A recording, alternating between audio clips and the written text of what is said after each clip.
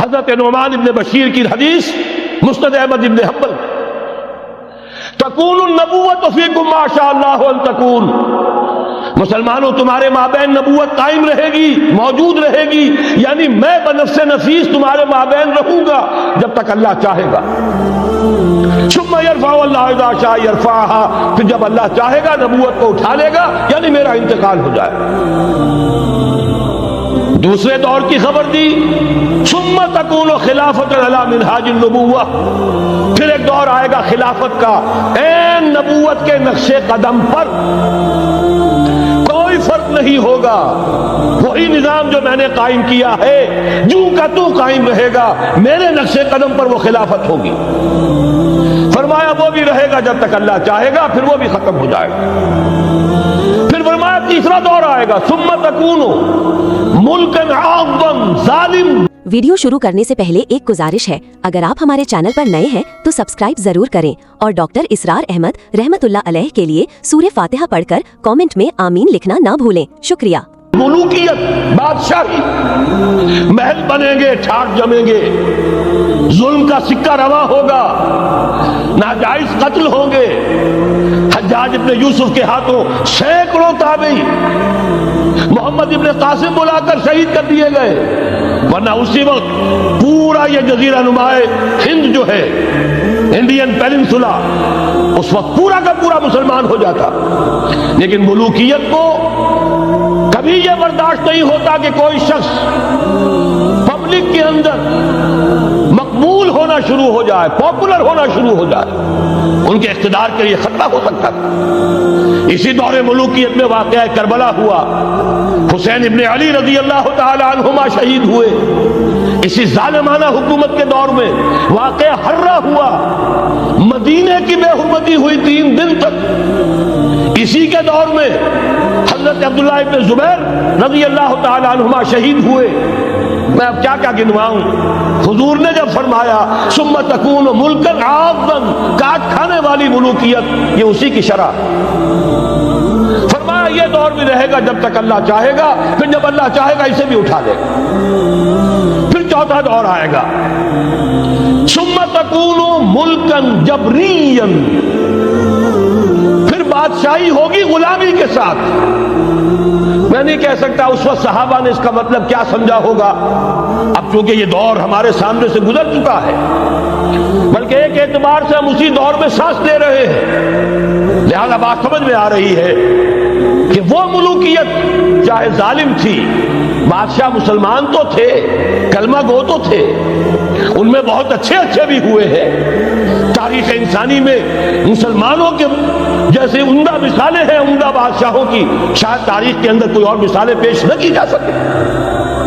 لیکن یہ کہ اس کے بعد جو دور آیا، کہیں ہم تاج برطانیہ کے غلام بن گئے، ملکہ برطانیہ، شاہ۔ ایک گزارش ہے، اگر آپ ہمارے چینل پر نئے ہیں تو سبسکرائب ضرور کریں اور ڈاکٹر اسرار احمد رحمت اللہ علیہ کے لیے سورہ فاتحہ پڑھ کر کامنٹ میں آمین لکھنا نہ بھولیں۔ شکریہ۔ برطانیہ، ہز میجسٹیز گورنمنٹ، ہر میجسٹیز گورنمنٹ، کہیں فرانس کے، کہیں اٹلی کے، کہیں ہالینڈ کے، کہیں اور کسی کے، فرانس کے، اس طرح سے پورا عالم اسلام جو ہے کولونیل دور کے اندر غلامی کے دور میں چلا گیا۔ یہ چوتھا دور تھا، لیکن یہاں تھوڑا سا توقف کر لیجئے۔ یہ چوتھا دور ایک درجے میں ختم ہو گیا ہے، کہتے ہیں دنیا والے کولونیل دور ختم ہو گیا، حقیقت میں ختم نہیں ہوا، براہ راست حکمرانی ختم ہوئی ہے، انڈائریکٹ رول جاری ہے، ریموٹ کنٹرول کے ذریعے سے وہی حکومت کر رہے ہیں، بٹن وہی سے دبتے ہیں، ہم جا کر جھولیاں انہی کے سامنے پسارتے ہیں، انہی سے کبھی سرمایہ کاری کی بھیک مانگتے ہیں، کبھی قرضوں کی بھیک مانگتے ہیں، ان کے چشم و ابرو کے اشاروں کے منتظر رہتے ہیں، ہماری جنگ اور صلح ان کے تابع ہے، ہمارے تمام وسائل ان کے تسلط میں ہے۔ وہ دور ابھی ختم نہیں ہوا، فرق صرف یہ ہے پہلے براہ راست حاکم تھے، آج بالواسطہ حاکم ہیں۔ لیکن حضور نے فرمایا صلی اللہ علیہ وسلم یہ دور بھی ختم ہو کر رہے گا. یوں سمجھیے جیسے کراچی میں لانڈی کورنگی میں کئی نمبر آتے ہیں بسوں میں، Karachi Landhi number 1، Landhi number 2، Landhi number 3، پھر کہیں 3.5 بھی ہوتا ہے. آج ہم بیچ میں کھڑے ہیں اس چوتھے دور کے کہ حضور کے قول کے مطابق ملکن جبرین، یا دور ابھی جاری ہے، نصف ختم ہو گیا ہے، نصف ابھی باقی. لیکن ایک بات تو بڑی تلخ ہے، ابھی بقیہ نصف میں بڑی قیامتیں گزرنے والی ہیں. اسی بقیہ نصف میں وہ معرکہ پیش آنے والا ہے، اسی میں وہ ملاحم ہوں گے، اسی میں وہ الملحمۃ العظمیٰ ہوگی، اسی میں دجال اکبر کا ظہور ہوگا، اس میں ہمارے اوپر تکالیف اور مصائب ابھی اور اس کے سائے گہرے ہوں گے، اور کچھ روز فضاؤں سے لہو برسے گا، اور غمناک یہ تاریک اندھیرے ہوں گے. لیکن اس کے بعد فرمان نبوت پوری شان کے ساتھ ظاہر ہوگا. ثم تکون خلافت علی منہاج النبوہ، پھر دور آئے گا خلافت علی منہاج النبوہ کا، دوبارہ وہی دور، نہیں وہ نظام جو محمد رسول اللہ نے قائم فرمایا صلی اللہ علیہ وسلم، دنیا میں دوبارہ قائم ہو کر رہے گا. میرے کئی دوستوں نے کہا ہو کر رہے گا، اور میں یقین کے ساتھ کہتا ہوں ہو کر رہے گا. صرف یہ کہ ہم یہ نہیں کہہ سکتے ابھی اس میں کتنی دیر ہے. جیسے قرآن مجید میں کئی جگہ حضور سے کہلوایا گیا، نبی کہہ دیجئے ان ادری اقریب ام بعید ما توعدون، لوگوں جو وعدہ تم سے کیا جا رہا ہے یہ تو میں نہیں کہہ سکتا وہ جلدی پورا ہوگا یا دیر میں، ہوگا ضرور پورا. ان اللہ لا یخلف المیعاد، اللہ تعالیٰ اپنے وعدے کی خلاف ورزی نہیں کرتا. تو محمد الرسول اللہ صلی اللہ علیہ وسلم کی دی ہوئی نوید، دوبارہ خلافت علی منہاج النبوہ کا نظام قائم ہوگا، اور اس میں اب ذرا نور علی نور. دو حدیثیں اسی کتابچے میں شامل ہیں، پھر عرض کر رہا ہوں یہ آپ کو مل جائے گا اگر نہیں ہے اس وقت، اور میں چاہتا ہوں آپ ان کے متن یاد کریں، ان حدیثوں کے مبلغ بن جائیں، ان آیات کو حفظ جان بنائیں، تاکہ مایوسی کا مداوع ہو سکے. ہمتیں جو پست ہو رہی ہیں ان میں دوبارہ عزم جمع پیدا ہو سکے. اس لیے ہم نے بڑی تعداد میں اسے شائع کیا ہے. 100 کے پیکٹس کے اندر آپ کو یہ مل سکے گا اگر آپ لینا چاہیں. عام کریں، پھیلائیں. پہلی حدیث ہے مسلم شریف کی، صحیحین میں سے ایک، سند کے اعتبار سے بلند ترین درجہ. حضرت ثوبان اس کے راوی ہے رضی اللہ تعالی عنہ. بڑے پیارے الفاظ ہیں محمد الرسول اللہ صلی اللہ علیہ وسلم کے. فرماتے ہیں ان اللہ زوالی الارض، اللہ نے میرے لیے پوری زمین کو سکیڑ دیا، لپیٹ دیا. فرائے تو مشارقہا و مغاربہا، میں نے اس کے سارے مشرق دیکھ لیے، سارے مغرب دیکھ لیے. وَإِنَّ أُمَّتِي سَيَبْلُغُ مُلْكُهَا مَا زُوِيَ لِي مِنْهَا، اور یقین رکھو میری امت کی حکومت ان تمام علاقوں پر قائم ہو کر رہے گی جو مجھے اس طرح زمین کو سکیڑ کر اور لپیٹ کر دکھا دیے گئے. اب جس شخص کو بھی محمد کی رسالت پر ایمان ہے صلی اللہ علیہ وسلم، اسے کوئی شک نہیں ہو سکتا. دوسری روایت حضرت مقداد سے، یہ مسند احمد ابن حنبل کی روایت. حضرت مقداد رضی اللہ تعالیٰ عنہ فرماتے ہیں حضور نے ارشاد فرمایا لا يبقى على ظهر الارض بیت مدر ولا وبر الا ادخله الله کلمۃ الاسلام. اس روئے ارضی پر کوئی گھر نہیں بچے گا، نہ اینٹ گارے کا بنا ہوا نہ کمبلوں کا بنا ہوا خیمہ رہے گا جس میں اللہ تعالیٰ کلمہ اسلام کو داخل نہ کر دے. کل روئے ارضی پر ہر گھر میں اسلام داخل ہوگا. لیکن اس میں بڑی اہم بات ہے، ہمارے بعض دانشور آج جو گمراہیاں پھیلا رہے ہیں اس کا توڑ اس حدیث میں ہے. اور ہمیں صدمہ ہے علامہ اقبال کا فرزند، اور وہ اس مغالطوں کو عام کر رہا ہے۔ اور بھی چھٹ بھئیے دانشور تھے، ان کی بات کی کوئی اہمیت نہیں تھی، لیکن اب وہی بات کہی ہے ڈاکٹر جاوید اقبال نے۔ اس حدیث میں اس کا توڑ ہے، اسلام کا غلبہ ہوگا تو کیسے ہوگا؟ بعز عزیز وذل ذلیل، یا تو کسی عزت والے کے اعزاز کے ساتھ ہوگا، اور یا کسی کمزور کی مغلوبیت کی بنیاد پر ہوگا۔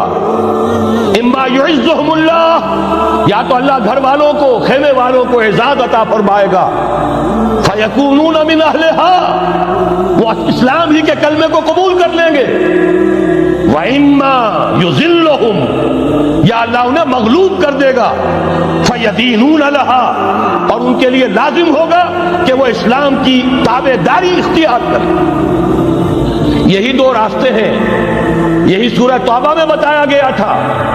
ان یہودیوں سے، ان نصارہ سے مسلمانوں جنگ جاری رکھو، حتیٰ یؤتوا الجزیۃ عن ید وہم صاغرون، یہاں تک کہ اپنے ہاتھ سے جزیہ پیش کریں، چھوٹے بنے، اسلام کی بالادستی کو قبول کریں۔ میثاق مدینہ یہ تو اصل میں جد و جہد کے دوران کا ایک مرحلہ ہے۔ دوران میں تو کبھی صورتحال بدلتی ہے، تدبیریں ہوتی ہیں، صلح بھی ہوتی ہے، جنگ بھی ہوتی ہے۔ آخری فیصلہ قرآن کا کیا ہے؟ مسلمان اور غیر مسلم مل کر ایک امت نہیں بن سکتے، ایک ملت نہیں بن سکتے۔ اسی بنیاد پر پاکستان بنایا۔ دو قومی نظریے کا سب سے بڑا پرچارک علامہ اقبال، وطنی قومیت کی نفی کرنے والا شدید ترین الفاظ میں علامہ اقبال، اور اس کے فرزند جو ہے وہ ایک قوم ہونے کا تصور دے رہے ہیں مسلمانوں اور غیر مسلموں کو۔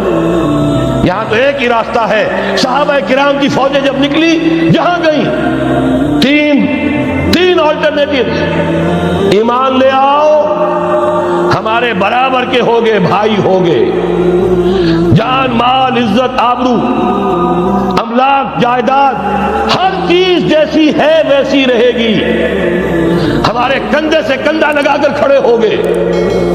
یہ نہیں تو چھوٹے بنو، اسلام کی بالادستی قبول کرو، جزیہ دینا منظور کرو، اور یہ بھی نہیں تو صرف ایک تھرڈ آپشن ہے، آؤ میدان میں، تلوار ہمارے اور تمہارے درمیان فیصلہ کرے گی۔ یہ ہے تاریخ۔ آخری بات جو کہی گئی سورہ توبہ میں وہ تو یہ ہے، میثاق مدینہ تو ایک درمیان کی ایک تدبیر ہے، معاہدات ہوتے ہیں، معاہدات تو مشرکین عرب سے ہوئے، جس کی کامل تنسیخ کی، براۃ من اللہ ورسولہ الی الذین عاہدتم من المشرکین۔ سارے معاہدات آج ختم کیے جا رہے ہیں، اعلان عام کیا جا رہا ہے، کوئی معاہدہ نہیں ہے، باطل دو ہی پسند ہے، حق لا شریک ہے، شرکت میں آنا ہے، حق و باطل نہ کر قبول۔ علامہ اقبال تو یہ کہہ رہے ہیں۔ بارہ ذہن میں رکھیے، حضرت مقداد کی اس حدیث نے بہت بڑا عقدہ حل کیا ہے۔ اسی لیے جب حضور سے یہ الفاظ سنے حضرت مقداد نے تو کہتے فقلت، میں نے اپنے دل میں یہ کہا، وَيَكُونَ الدِّينُ كُلُّهُ لِلَّهِ، یہ جو سورہ انفال میں الفاظ آئے ہیں، دین پورا کا پورا اللہ کے لیے ہو جائے گا، یہ تبھی ہوگا جبکہ کل روئے ارضی پر کوئی گھر نہ بچے، کوئی خیمہ نہ رہے جو یا تو اس کے گھر والے اور خیمے والے اسلام لے آئیں یا اسلام کی تابع داری قبول کر دیں، تب کے لیے تیار ہو، تب ہوگا۔ اسی کو اقبال نے کہا تھا جواب شکوہ میں، وقت فرصت ہے کہاں، کام ابھی باقی ہے، نور توحید کا اتمام ابھی باقی۔ لیکن یہ جو حدیثیں میں نے آپ کو سنائی ہے، علامہ اقبال نے در حقیقت انہی کا نقشہ کھینچا ہے۔ آسماں ہوگا سحر کے نور سے آئینہ پوش، اور ظلمت رات کی سیما پا ہو جائے گی، پھر دلوں کو یاد آ جائے گا پیغام سجود، پھر جب ہی خاک حرم سے آشنا ہو جائے گی۔ آنکھ جو کچھ دیکھتی ہے لب پہ آ سکتا نہیں، محو حیرت ہوں کہ دنیا کیا سے کیا ہو جائے گی۔ شب گریزہ ہوگی آخر جلوہ خورشید سے، یہ چمن معمور ہوگا نغمہ توحید سے۔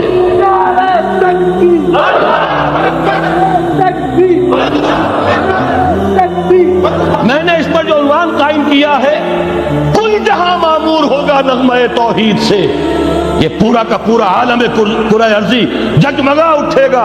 اشرقت الارض بنور ربها، وہ نور رب کا جب اطمینان ہوگا پوری یہ زمین اس سے چمک اٹھے گی. یہ ہے وہ پیشین گوئیاں. اب میں آپ کو بتانا چاہتا ہوں کہاں سے ہوگا. موٹی سی بات یہ ہے، پہلے خلافت علی منہاج النبوہ کا نظام قائم ہوا، کل روئے ارضی پر ایک دم نہیں ہو گیا. ایک ملک جزیرہ نما عرب، محمد الرسول اللہ صلی اللہ علیہ وسلم والذین معہ رضی اللہ تعالی عنہم اجمعین، ان کی جد و جہد، ایثار، قربانی، اس کے نتیجے میں جزیرہ نما عرب وہاں یہ نظام قائم ہو گیا. پھر پھیلا، پھر توسیع ہوئی. 3 لشکر نکلے تھے، مشرق، مغرب، شمال. شمال میں اوشیائے کوچک ترکی کا علاقہ، مشرق میں خراسان تک، مشرق میں یہ ماوراء النہر تک، مغرب میں بحر اوقیانوس تک. دشت و دشت ہیں، دریا بھی نہ چھوڑے ہم نے، بحر ظلمات میں دوڑا دیے گھوڑے ہم نے. اب بھی یہی ہوگا، کسی ایک جگہ سے ہوگا. یہ میں اب آپ کو بتانا چاہتا ہوں کہاں سے ہوگا. پہلے اس کے جو شواہد ہیں وہ سمجھ لیجئے، پھر حدیثیں میں سامنے لاؤں گا. میں نے عرض کیا تھا کہ مغرب سے یہ سیلاب نیو ورلڈ آرڈر کا چلا، جو کہ در حقیقت یہودیوں کا مالیاتی نظام ہے. اس مالیاتی شکنجے میں انہوں نے یورپ، امریکہ کو جکڑا ہوا ہے. اس کے بعد ان کی فتوحات کا دائرہ عالم عرب، عالم عرب ان کے شکنجے میں آ چکا. ابھی آپ نے خبریں پڑھی ہوں گی، اب تو ہزاروں فنڈامنٹل سعودی عرب میں گرفتار ہو رہے ہیں، علماء گرفتار ہو رہے ہیں. یہ ساری حکومتیں جو امریکہ کے ایجنٹوں پر مشتمل ہیں، در حقیقت یہی سب سے پہلے اپنے ہاں کے جو مسلمان ہیں، جنہیں یہ کہتے ہیں کہ یہ فنڈامنٹلسٹ ہیں، سب سے پہلے تشدد ان کی طرف سے ہوگا. بہرحال اب اس سے آگے ہے عالم اسلام کا وہ حصہ جس میں میں اور آپ بھی ہیں. یہ غیر عرب عالم اسلام، ایران سے شروع ہو کر پھر افغانستان، جو حضور کے زمانے میں خراسان کہلاتا تھا، یہ پورا افغانستان، کچھ تھوڑا سا حصہ ایران کا، کچھ تھوڑا سا حصہ روسی ترکستان کا، کچھ حصہ پاکستان کا، یہ سب حضور کے زمانے میں خراسان کہلاتا تھا. اس کے ضمن میں جان لیجئے اب یہ نیوکلیس بننے والا ہے، یہاں سے خلافت کا آغاز ہو کر رہے گا. اس کے شواہد کیا ہیں؟ پہلی بات نوٹ کیجئے، ختم نبوت کے بعد سارا سلسلہ مجددین کا ہے رحمہم اللہ. 1000 برس تک سارے مجدد عالم عرب میں پیدا ہوئے. 11ویں صدی سے یہ صنم خانہ ہند، مجددین کی آماجگاہ، مجدد الف ثانی رحمت اللہ علیہ، 11ویں صدی ہجری یا الف ثانی، اسی کے دوسرا 1000 سال وہیں سے شروع ہوا. کہاں کے رہنے والے تھے؟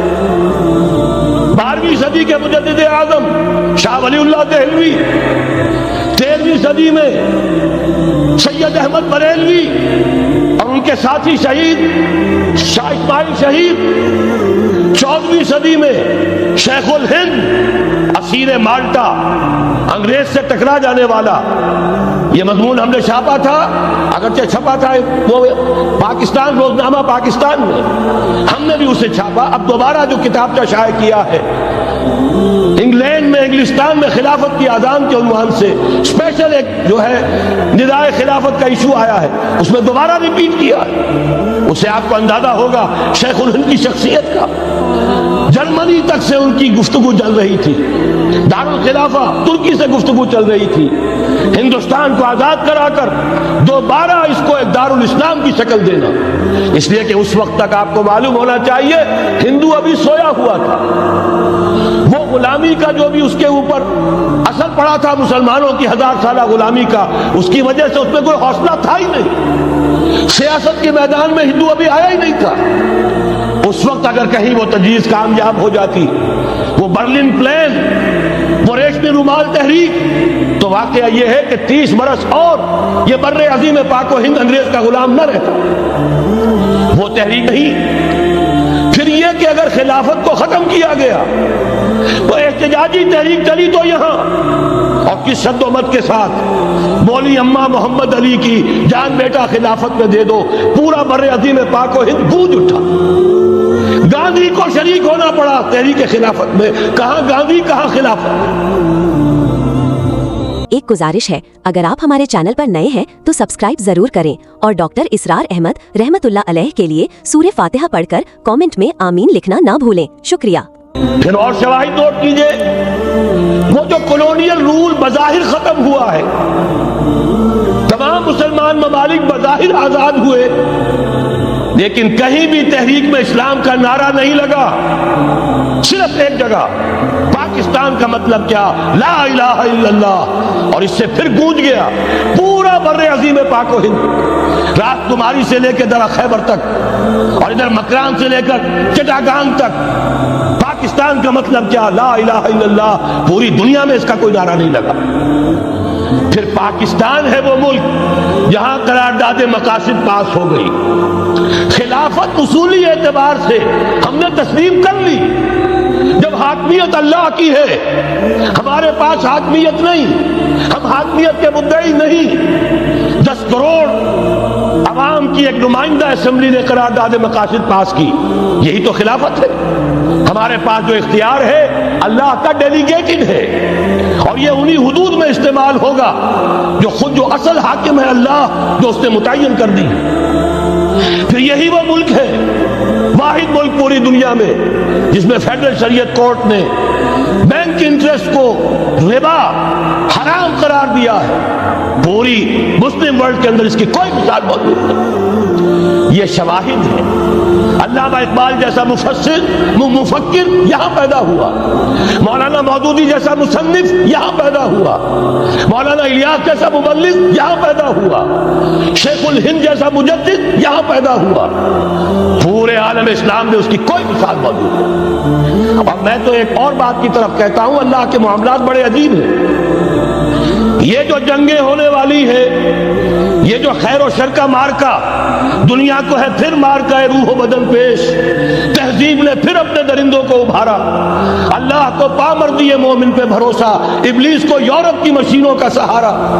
یہ جو ابھی مارکا گرم ہونے والا ہے، پہلا حصہ میں آپ کو بتا چکا، شیطان، اس کا ایجنٹ یہودی، ان کے سب سے بڑے کارندے زائنسٹ، ان کے جو اس وقت اعلی کار ہیں West White Anglo Saxon Protestants, جو امریکہ کی زیر سرکردگی نیو ورلڈ آرڈر لے کر چلے ہیں، جو حقیقت میں نیو ورلڈ آرڈر ہے۔ دوسری طرف دیکھیے، ذرا غور کیجئے، ایک حدیث نبوی ہے، ما انزل اللہ من دائن الا انزل لہ دوان، اللہ نے کوئی ایسا مرض پیدا نہیں کیا جس کی دوا پیدا نہ کی ہو۔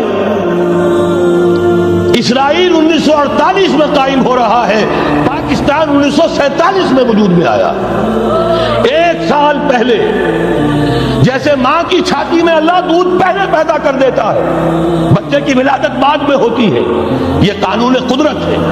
اسی طریقے سے توڑ اس کا در حقیقت اسرائیل کا توڑ ہے جو پاکستان کی شکل میں وجود میں آیا۔ یہ دوسری بات ہے کہ ہم بھٹک گئے، منزل کا سراغ بھول گئے، ہم آ کر دولت کے بندوں میں، اور سب سے بڑھ کر یہ کہ جو متروکہ جائیداد کے لالچ، ہم اس میں پڑ گئے، بھول گئے یہ پاکستان کس لیے بنایا تھا، بھٹک گئے۔ بہرحال میں ان شواہد کی بنا پر یہ یقین رکھتا ہوں، پورا ترکش بیلٹ سلسلہ مجددیہ نقش بندیہ کے ساتھ، یہ پورا سلسلہ افغانستان سے چلیے ترکستان سے چل کر ترکی تک، پورا یہ جو نان عرب ورلڈ ہے، نان عرب مسلم ورلڈ، وہ سلسلہ مجددیہ حضرت احمد سرہندی رحمت اللہ علیہ، گردن نہ جھکی جس کے جہانگیر کے آگے، جس کے نفس گرم سے ہے گرمی آرات، یہ انہی کا سلسلہ ہے جو پورے ترکش بیلٹ میں آپ کو نظر آئے گا۔ پھر شاہ ولی اللہ جیسا مفکر۔ بہرحال یہ تمام شواہد ہیں، اور میرے لیے تو سب سے بڑے شواہد جو ہے، اب وہ احادیث دیکھیے جو حضور نے بیان فرمائی۔ جب یہ مارکا گرم ہوگا، ایک حدیث ہے، حضور فرماتے ہیں، ابن ماجہ کی روایت ہے، حضرت عبداللہ ابن حارث رضی اللہ تعالی عنہ سے، یخرج ناس من المشرق یوتئون للمہدی یعنی سلطان ہی. جب اس عالم عرب میں دیکھیے ایک بات میں عرض کر چکا ہوں, بڑی تلخ بات ہے, عالم عرب ہمارا بہتر حصہ ہے, افضل حصہ ہے, ان کو اللہ نے فضیلت ہم سے بہت زیادہ دی ہے. سب سے بڑی فضیلت کہ محمد خود صلی اللہ علیہ وسلم عرب تھے, یہ رتبہ بلند ملا جس کو مل گیا. پھر مستقل فضیلت اللہ کا کلام ان کی زبان میں موجود ہے, مادری زبان. لہذا اگر انہوں نے کوتاہی کی, انہوں نے پیٹھ دکھائی, بہت بڑے مجرم ہیں, اس میں کوئی شک نہیں. اور یہی وجہ ہے یہ سارے ملاحب وہی ہونے ہیں. ایسی ایسی بھاری جنگیں حضور فرماتے ہیں اتنے لوگ ہلاک ہوں گے کہ پرندہ اڑتا چلا جائے گا, اترنے کی جگہ نہیں ملے گی, لاشیں ہی لاشیں ہوں. یہ شکل ہونے والی ہے. اور میں تو چونکہ ایک مضمون اور کتابچے کی شکل میں بھی شائع ہو چکا ہے, جس میں کہ حضور کی اس حدیث کے حوالے سے میری امت پر بھی وہ سب کچھ وارد ہوگا جو سابقہ امت پر ہوا, اسی کے حوالے سے عرض کر چکا ہوں. اگر اس صدی میں ہولوکاسٹ میں 60 لاکھ یہودی مارا گیا ہے, کوئی اسی کا دوبارہ چربا جو ہے امت مسلمہ پر بھی آنے والا ہے. لیکن اس کے بعد پھر ان کے لیے فوجیں جائیں گی مشرق سے. وہاں جو امام ہوں گے, جو بھی ان کو لیڈ کر رہے ہوں گے, حضرت مہدی.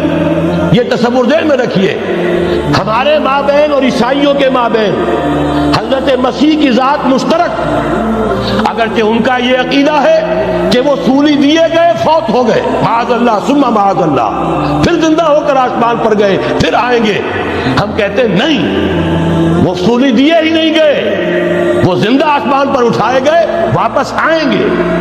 گویا کہ بہت حد تک اشتراک ہے, لیکن ایک اختلاف بھی ہے.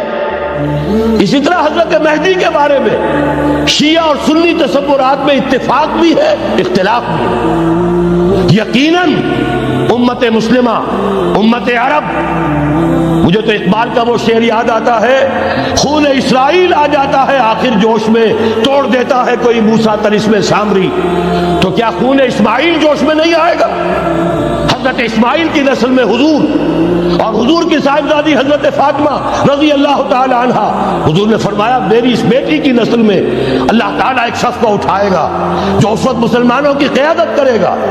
یہ چیز ہمارے اور اہل تشیع کے مابین مشترک.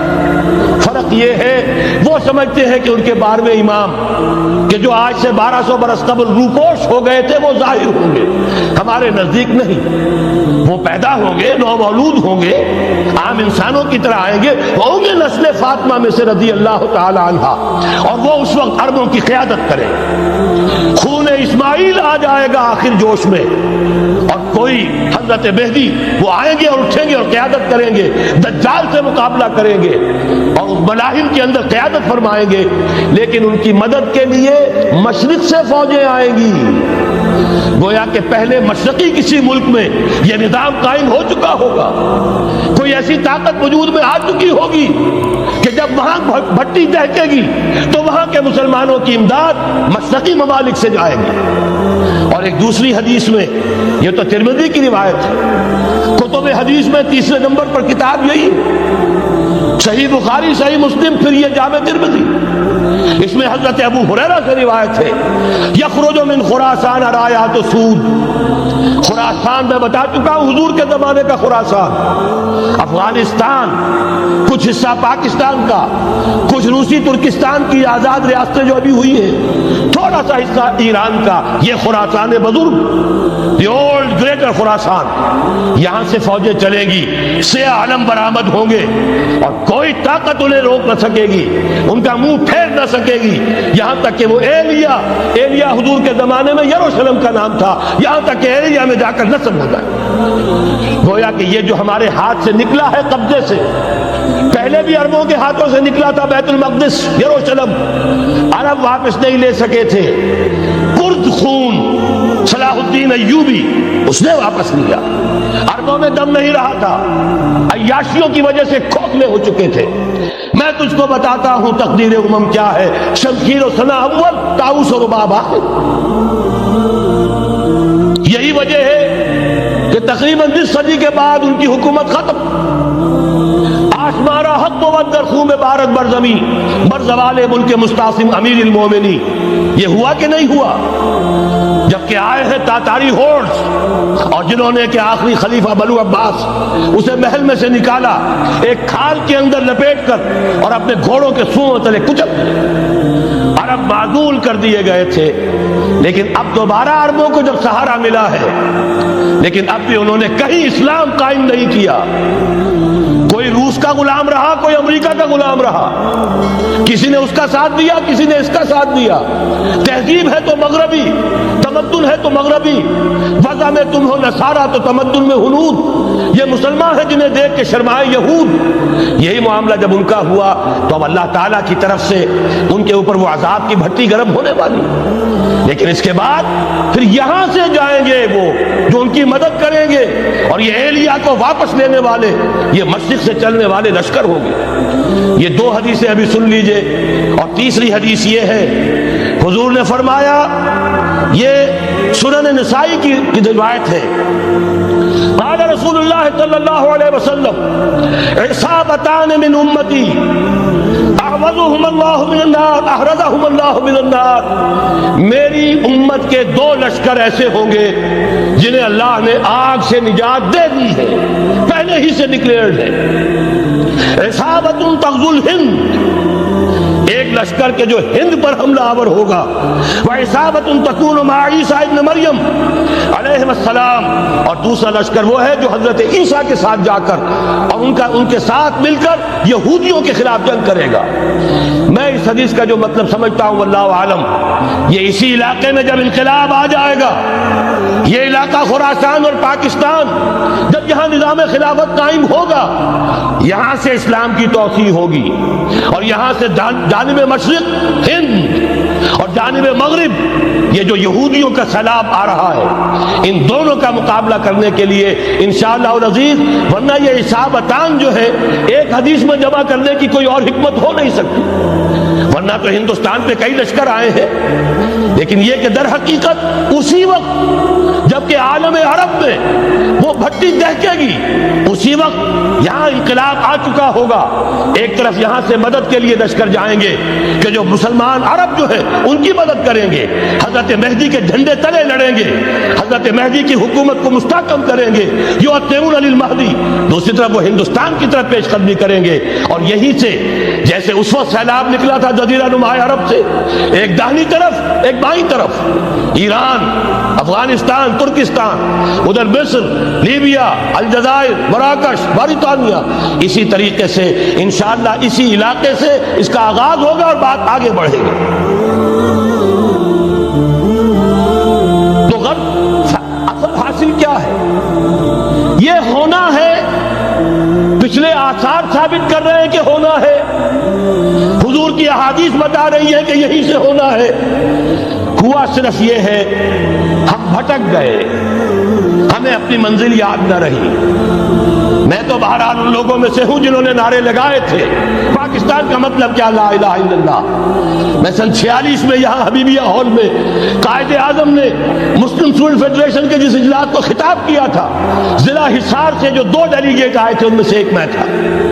میں نے بہرحال اس تحریک میں بھی حصہ لیا ہے، ایک ننھے کارکن کی حیثیت سے لیا ہے، پھر حالات کو بدلتے اپنے آنکھوں سے دیکھا ہے، ہم کہاں سے کہاں جا پہنچے ہیں. ضرورت صرف اس بات کی ہے کہ آج ہمارا حال یہ ہے، ہماری قیادت، ہماری سیاست ان لوگوں کے ہاتھ میں ہے کہ وہ فریب خوردہ شاہی کے پلاح و کرگسوں میں اسے کیا خبر کہ کیا ہے، تب وہ تاب جاویدانہ. ان کی تہذیب مغربی، ان کی ذہنیت مغربی، ان کی وضاقتہ مغربی، ان کا تمدن مغربی، ان کی سوچ مغربی، ان کے سارے اطوار مغربی. لہذا در حقیقت ایک تو یہ کہ ان سے چھٹکارا پانا، اور دوسرے یہ کہ در حقیقت مغرب کی تمام طاقتوں کو للکارنے کے لیے اس قوم کے اندر سے جذبہ ایمان، جذبہ جہاد کو برآمد کرنا. یہ 2 کام ہیں جو کرنے ہیں، اور اگر ہم یہ کر لیں گے، جیسا کہ میں نے آیت آپ کو سنائی تھی، اللہ کا کوئی وعدہ غیر مشروط نہیں. ایمان اور عمل صالح، ایمان اور جہاد، یہ وعدے پورے کرو گے تو اللہ کا وعدہ بھی پورا ہوگا. لیکن ظاہر بات ہے جیسے یہودیوں نے یورپ کو فتح کیا اور آج وہ مغرب یہودیوں ہی کے زیر اثر ہمیں فتح کرنے پر تلا ہوا ہے. آج نوٹ کیجئے جس طرح 3 اطراف سے یہودیوں نے حملہ کیا یورپ پر، میں اس کا تذکرہ کر چکا ہوں، آج ہم پر بھی اسی طرح کا 3 pronged اٹیک ہے. نمبر 1، ایٹمی دانت نہ نکلنے پائیں اس قوم کے،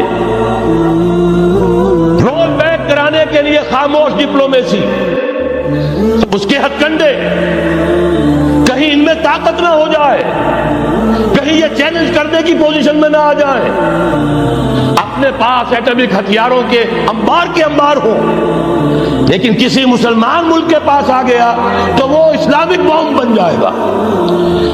اگر وہ اسرائیل کے پاس ہے کوئی حرج نہیں، لیکن پاکستان کے پاس کسی صورت میں ہتھیار نہیں ہونا چاہیے. کمزور رکھو، ہمارے دستے نگر رہے، ہماری ہی مرضی پر، ہمارے چشم ابرو کے اشارے پر حرکت کرے.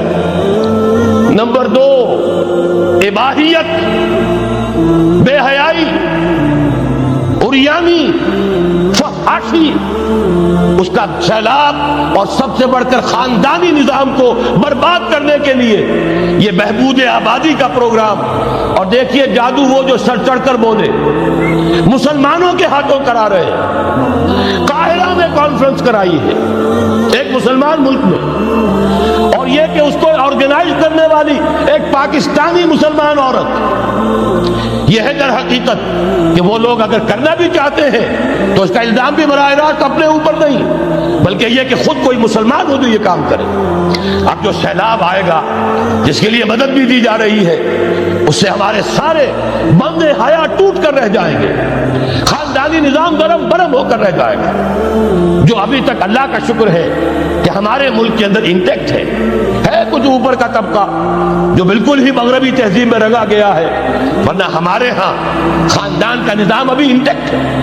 لیکن یہ کہ یہ سیلاب بھی بڑی شدت سے آ رہا ہے، یہ چیزیں بیک وقت کیوں ہو رہی ہیں. اور تیسرا اور سب سے زیادہ سٹل وار، سب سے زیادہ یوں سمجھیے کہ جو لطیف، جو کہ ایک طرح کا احسان جتایا جا رہا ہے، ڈالروں کی اب یلغار.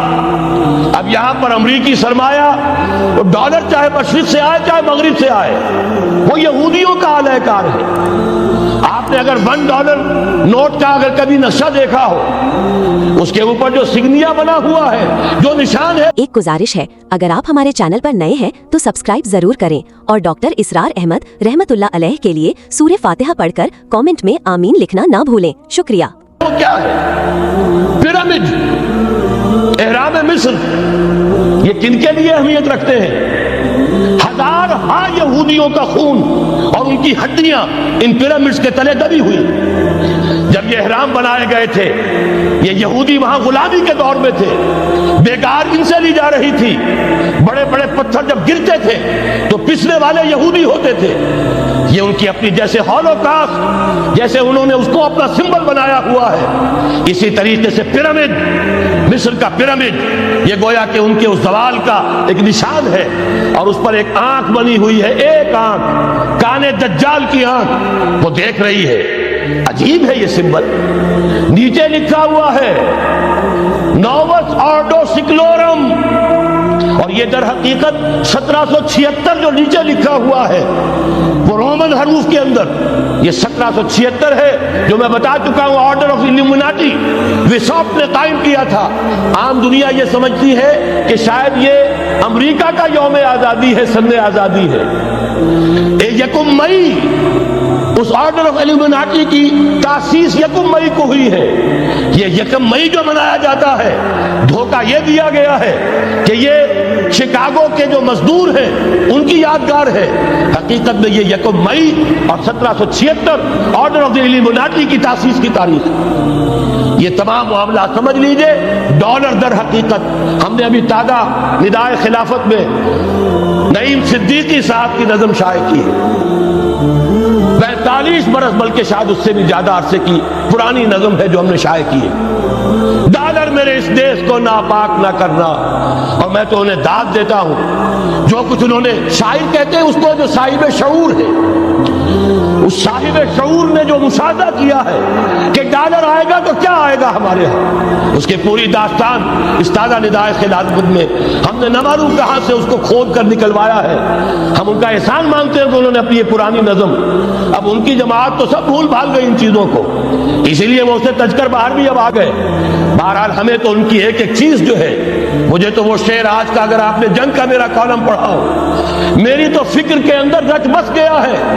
پاکستان کے بارے میں جب کہا تھا اے آندھیوں سنبھل کے چلو اس دیار میں، امید کے چراغ جلائے ہوئے ہیں ہم، ہماری امیدوں کے چراغ ہے یہ، اسلام کا گہوارہ بننے والی ملک ہے یہ، اس کو ہم نے قائم کیا تھا اسلام کے لیے، یہ آندھیاں نہ چلیں، اس ملک کو ہم نے اسلام کے چراغ جو ہے ہم نے اس میں روشن کیے ہوئے، اے آندھیوں سنبھل کے چلو اس دیار میں، امید کے چراغ جلائے ہوئے ہیں ہم۔ بہرحال یہ تیسرا سیلاب ہے، ننگی سرمایہ داری، جس کی پھر لعنتیں ہوتی ہیں، ایک طرف فقر، ایک طرف احتیاج، ایک طرف بھوک، ایک طرف دولت کے انبار۔ پہلے بھی ہمارے ہاں فرق کم نہیں ہے، لیکن اب جو ہوگا اگر یہ بات پوری ہو گئی تو وہ ننگی سرمایہ داری، اور سرمایہ داری ہی در حقیقت یہود کا سب سے بڑا ہتھ کنڈا ہے۔ یہ بینکنگ کا نظام، یہ سارا کا سارا سودی نظام، یہ IMF، یہ ورلڈ بینک، یہی تو ان کے سب سے بڑے ادارے ہیں۔ تو واقعہ یہ ہے کہ تین طرف سے ہم پر حملہ ہو رہا ہے، اور یہ سود کے بارے میں کیا کہا تھا اقبال نے؟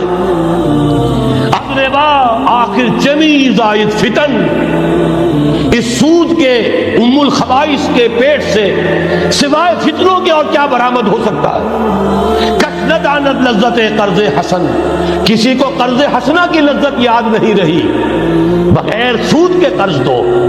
تمہارے پاس فاضل رکھا ہوا ہے، کسی بھائی کو دو کہ وہ اپنی معاشی گاڑی کا پہیہ چلا لے، پھر اصل واپس لے لینا۔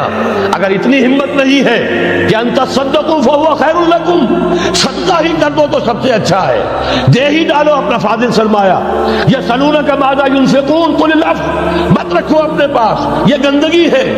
لیکن اگر بڑے ہی کم ہمت ہو تو کم سے کم قرض حسنہ دو، اپنی اصل رقم واپس لینا۔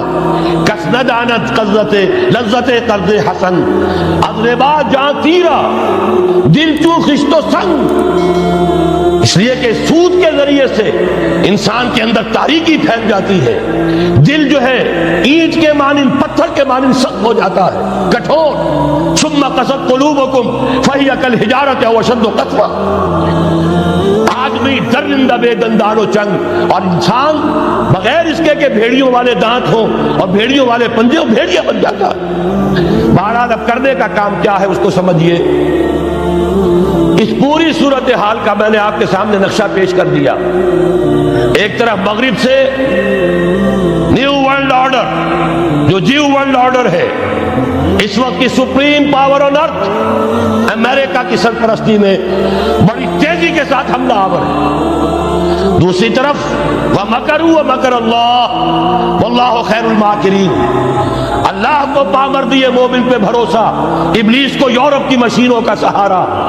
اللہ تعالیٰ نے اسرائیل کا توڑ پاکستان قائم کیا، اللہ تعالیٰ نے اس کے لیے 300 برس کی تاریخ، اس کی تمہید میں مجددین امت یہاں پیدا کیے، یہاں قرارداد مقاصد پاس کرا دی 20ویں صدی عیسوی کے وسط میں، کہ اکبر نام لیتا ہے خدا کا اس زمانے میں، بینک انٹرسٹ کو ربا، سود حرام قرار دیا۔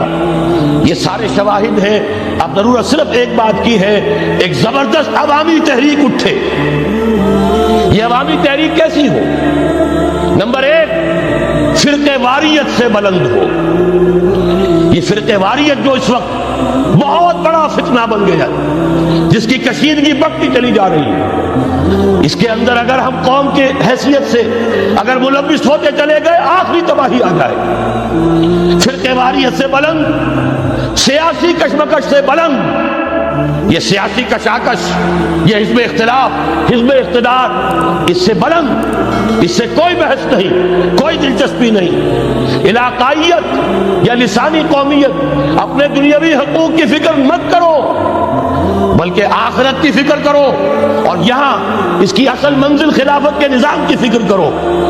ان تمام چیزوں کو پورا کرتے ہوئے یہاں پہ نظام خلافت قائم کیا جائے. یہ ہے واحد علاج. اور اسی کے لیے للکارنے کے لیے, اسی کے لیے دعوت دینے کے لیے ہم نے اس تحریک خلافت پاکستان کا آغاز کیا. تنظیم اسلامی نے اپنے لیے ہدف معین کیا ہے نظام خلافت علی منہاج النبوہ کا قیام, پہلے پاکستان میں اور پھر کل نوع ارضی پر. اب میں چند منٹوں میں آپ کو بتاؤں گا کہ وہ نظام ہے کیا. دیکھیے اس موضوع پر میں پاکستان کے تقریباً تمام بڑے شہروں میں اکثر جگہ 3 دن 2 گھنٹے کی تقریر کر چکا ہوں. سیاسی نظام کیا ہے, معاشی نظام کیا ہے, سماجی نظام کیا ہے. خلافت اب قائم ہوگی جو بہرحال 1400 برس قبل کی خلافت اور آج کی خلافت, وقت کے دریا میں بہت سا پانی گزر گیا ہے.